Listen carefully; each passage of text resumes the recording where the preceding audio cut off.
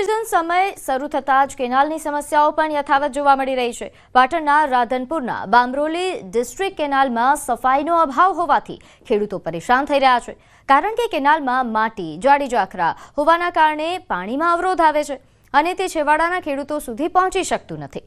ત્યારે બામરોલી ડિસ્ટ્રિક્ટ કેનાલમાં આવતા કોરડા, જામવાડા, ડાલડી અને ડાભી ઉંડરોટ સહિત 8 થી વધુ ગામના ખેડૂતોએ પોતાની વેદના જણાવી। કેનાલની સફાઈ કર્યા વગર જ પાણી છોડી દેવાતા કેનાલ તૂટી જાય છે, જેથી સિંચાઈના પાણી વિના ઘઉં, જીરું, રાયડો સહિત રવિ પાકો નિષ્ફળ જવાની ભીતિ ખેડૂતો સેવી રહ્યા છે, જેથી ખેડૂતોએ જાતે જ કેનાલની સફાઈ કરી અને સત્વરે કેનાલની સફાઈ કરી ખેડૂતોને સિંચાઈ માટે પાણી આપવામાં આવે તેવી માંગ કરી। પાણી હજુ 15 દાડા પહેલાં જોતું હતું, અત્યારે પાણી આવ્યું નથી। ખેડૂતોને જીરો પોંખલ પડ્યા છે, કોઈના ક્ષેત્રમાં પાણી પહોંચતું નથી। 2 કલાક કેનલ આવે છે અને બંધ થઈ જાય છે। પછી જે કેનલ હમી કરવાની હતી એ હમી કેનલ થઈ નથી। ચારે બાજુ ઝાડ પડ્યા છે, રેત પડી છે, બધું તૂટલ પડ્યું છે। 2-3 કલાક થઈને ફોન કરી કે કેનલ તૂટી ગઈ છે, ક્ષેત્રમાં પાણી પહોંચતું નથી। 3 દિવસ વધુ પડ્યો હતો ને વરસારું, એટલે કેનલ આખી છે ને માટીથી ભરી ગઈ છે, એટલે એને સાફ કરવાની જરૂર છે અને સાફ કરી હતી પણ પૂરતી કરી નથી, તેથી કરીને પાણી આવે છે પણ આગળ તૂટી જાય છે, એટલે વારંવાર બંધ કરવી જોઈએ છે કેનલ। એના કારણે અમે બધા ખેડૂતો હેરાન થઈ રહ્યા છીએ। 15 થી 20 દી હાવ લેટ જ છે, એમાં કાંઈ વીતે એવું જ નથી। કોણ કેનાલમાં શું પરિસ્થિતિ? કેનલ સાફ નથી। કેનાલની પરિસ્થિતિ એવી છે કે સાફ સફાઈ છે નહીં પૂરી। તો સૌરાષ્ટ્રમાં પડેલ કમોસમી વરસાદને લઈને કેન્દ્ર સરકાર દ્વારા નુકસાનીનો તાગ મેળવવા રાજકોટમાં ટીમ મોકલવામાં આવી। રાજકોટમાં થયેલ નુકસાનીનો તાગ મેળવ્યો। ખેતી, માર્ગ, મકાન તેમજ પીજીવીસીએલ વગેરે વિભાગોને થયેલા નુકસાનનો પણ સર્વે કરવામાં આવ્યો।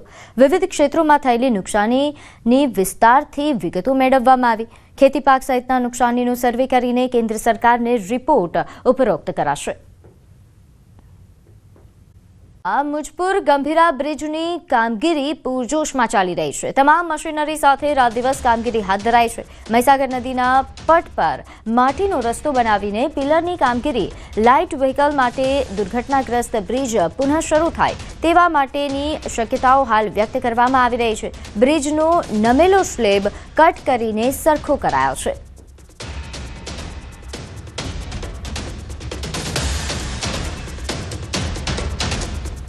તો ગાંધીધામના મીઠી રોહર નજીક આવેલા ડીઝલ લોકો જાળવણી શેડની ડીઆરએમ તેમજ એઆરએમ સહિતના રેલવેના અધિકારીઓએ મુલાકાત લીધી। આ એક પ્રકારનું ડીઝલ લોકોની જાળવણી માટેનું યુનિક કેન્દ્ર છે। અહીં 250 ડીઝલ લોકો પાયલટ જે છે તે મેન્ટેન થતું હોય છે, જેમાં કોઈ ઓઇલ લીકેજ કે ગંદકી નથી। રેલવે એન્જિનની જાળવણીની દિશામાં આ શેડ અલગ જ પ્રકારની ભાત પાડતું અને દિશા નિર્દેશન કરતું કેન્દ્ર છે। અહીં ડ્રેસ કોડ પણ દરેક લોકો કરતાં અલગ છે। દરેક કર્મચારી પહેલા આવીને પોતાનો લોકલ ડ્રેસ બદલે છે અને પછી કામે વળગે છે। કચ્છમાં રેલ ક્ષેત્રમાં વિવિધ વિકાસના કાર્યો હાથ ધરવામાં આવ્યા છે, જેથી લોકોને ફાયદો થશે। ये government diesel locomotive maintenance depot है, जो कि अपने आप में यूनिक है, ना केवल इंडिया का बल्कि वर्ल्ड का।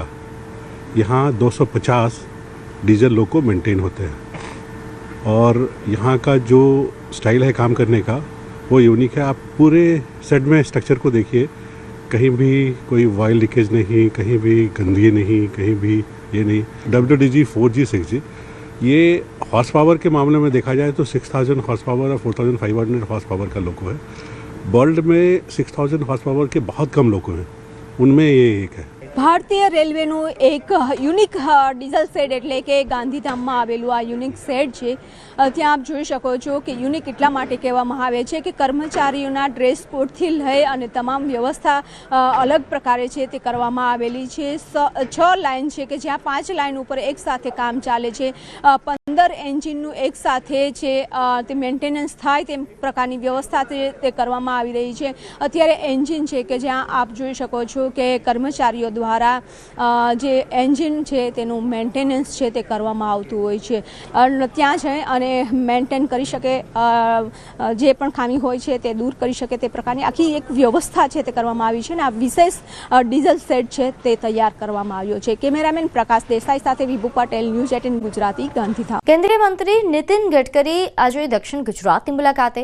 સુરતથી કાફલા સાથે તેઓ પલસાણા 4 રસ્તા પર આવી પહોંચ્યા. ધારાસભ્ય અને પાર્ટીના આગેવાનો દ્વારા કેબિનેટ મંત્રી નીતિન ગડકરીનું સ્વાગત કરાયું હતું.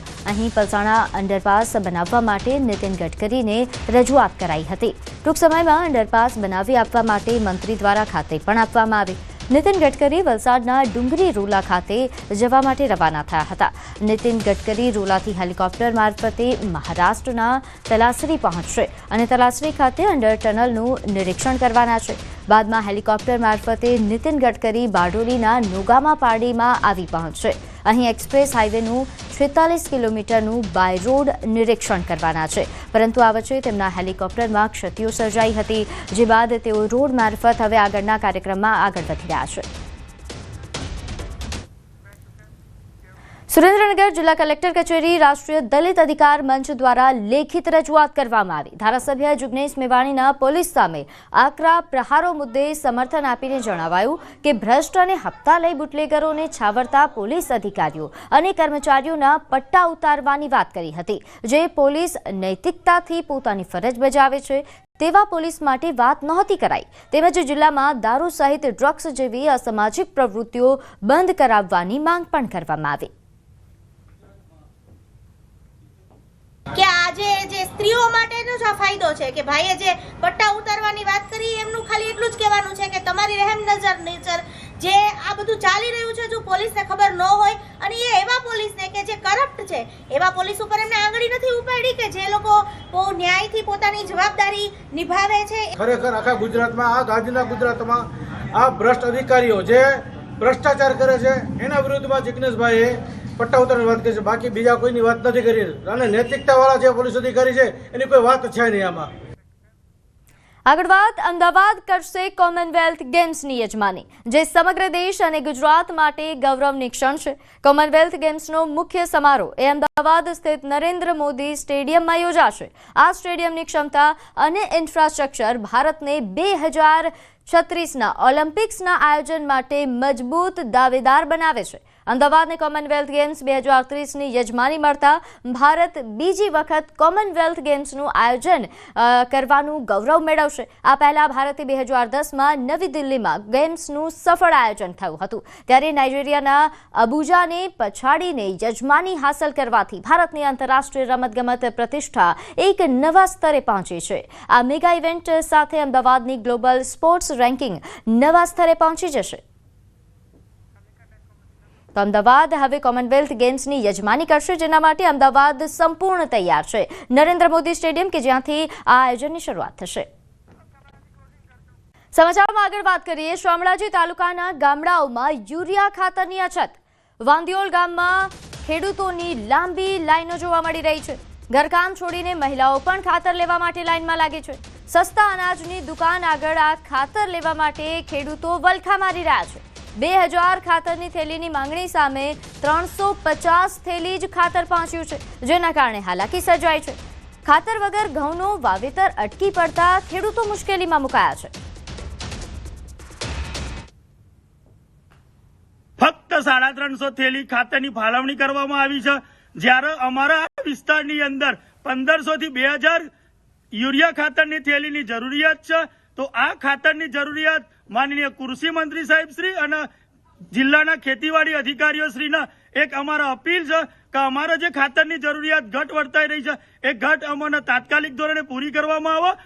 ખાતર મળતો નથી અને 4-5 દિવસ તક અમારા છે. આજે કેટલું ખાતર મળી રહ્યું છે? આજે કેટલું ખાતર મળે? 2 થેલી મળે મારે શું થાય? હું અત્યારે સોસાયટીમાં ખાતર લેવા માટે આવ્યો છું, પરંતુ 2 થેલી આપે છે. મારી 10 થેલીની જરૂરિયાત હોય પણ 2 થેલી ખાતર મારે કેવું પહોંચાડવું એ યોગ્ય નથી. અત્યારે જે દરેક ખેડૂત ખાતરની લાઈનમાં ઊભા છે સામે જોઈ શકો છો આપ, તે એ દરેકને ખાતરની જરૂર છે, પરંતુ આ સોસાયટીને 1500 ખાતરની થેલીની જરૂર છે. એની સામે જરૂરિયાત સામે 350 થેલી જ આવી છે.